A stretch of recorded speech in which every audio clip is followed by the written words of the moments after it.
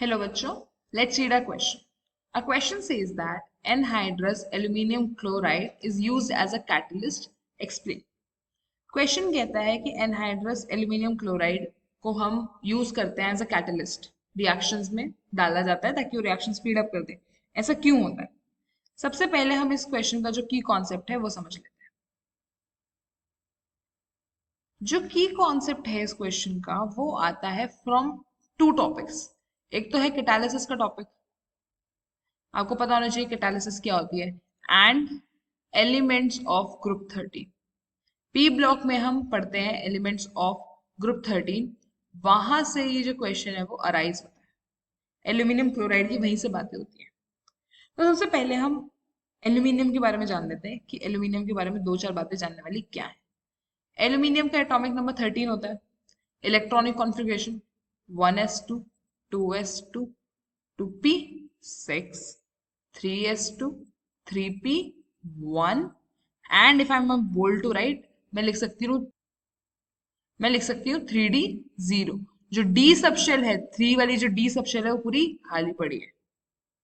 अब जरा दो चार बातें कैटलिस्ट के बारे में भी जान लेते हैं कि कैटलिस्ट क्या होता है।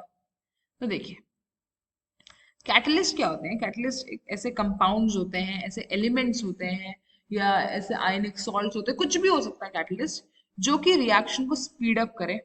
सबसे पहली बात, एक्टिवेशन एनर्जी का कुछ कॉन्सेप्ट आता है, वो लगता है यहाँ पे ये उसे लोअर करते हैं, मतलब जितना पैसा लगना चाहिए था उस रिएक्शन को होने के लिए ये उसका कम पैसा लगवाते हैं।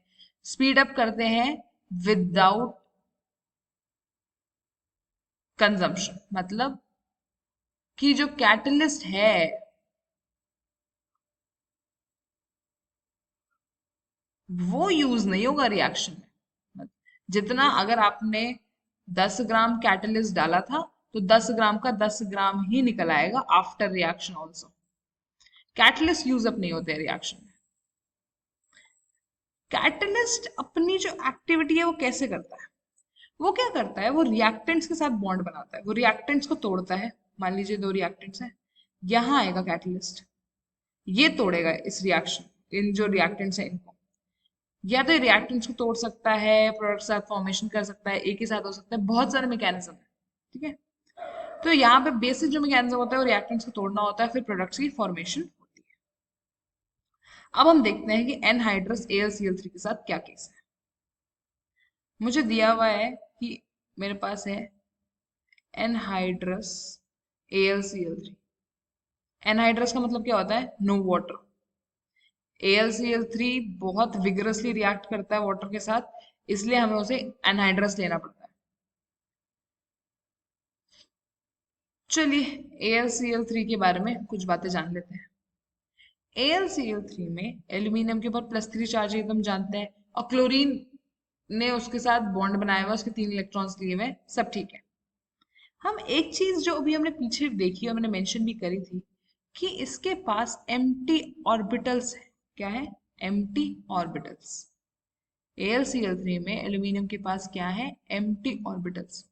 उससे हमारा क्या लेना देना? एम्प्टी ऑर्बिटल्स होने की वजह से AlCl3 acts as a Lewis acid, acts as a Lewis acid। Lewis acid क्या होते हैं? जो इलेक्ट्रॉन एक्सेप्ट करने की टेंडेंसी रखते हैं।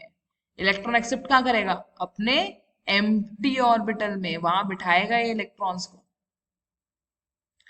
अपने एम्प्टी ऑर्बिटल में इलेक्ट्रॉन्स को बिठाने की टेंडेंसी है इसके पास, इसलिए इसे हम क्या कहते हैं? लुईस एसिड कहते हैं। इससे क्या होता है, यूजुअली रिएक्शंस में या इलेक्ट्रॉन रिच सेंटर से जब ये इलेक्ट्रॉन्स ले लेता है तो उससे जो इंटरमीडिएट बनता है रिएक्शंस में, क्या बनता है? इंटरमीडिएट जो बनता है वो क्या बनता है? एक कार्बोकटायन बनता है। अभी बस 2 मिनट में कार्बोकटायन ये सब एक्सप्लेन हो रहा है। कार्बोकटायन, ये कार्बोकटायन जो है इलेक्ट्रोफिलिक, क्या? Electrophilic reactions, electrophilic substitution reactions to be more precise, में काम आता है। ये सारी नीचे की बातें तो एडवांस लेवल की हैं, हमें सिर्फ AlCl3 का रोल जानना था। AlCl3 का रोल यहीं खत्म हो चुका है। कि उसके पास यहाँ पे एल्यूमिनियम में क्या है, एम्प्टी ऑर्बिटल्स है। ये एम्फेसिस देने वाली बात है कि एम्प्टी ऑर्बिटल्स है। एम्प्टी ऑर्बिटल्स होने की वजह से क्या है, एक लुईस एसिड है, इलेक्ट्रॉन्स एक्सेप्ट कर सकता है और इसीलिए अपनी कैटालिटिक प्रॉपर्टीज जो है वो दिखाता है। AlCl3 का यूज काफी इंपॉर्टेंट रिएक्शंस, हमारा ऑर्गेनिक में हम रिएक्शंस पढ़ते हैं उन्हें हम कहते हैं फिडल क्राफ्ट एल्काइलेशन।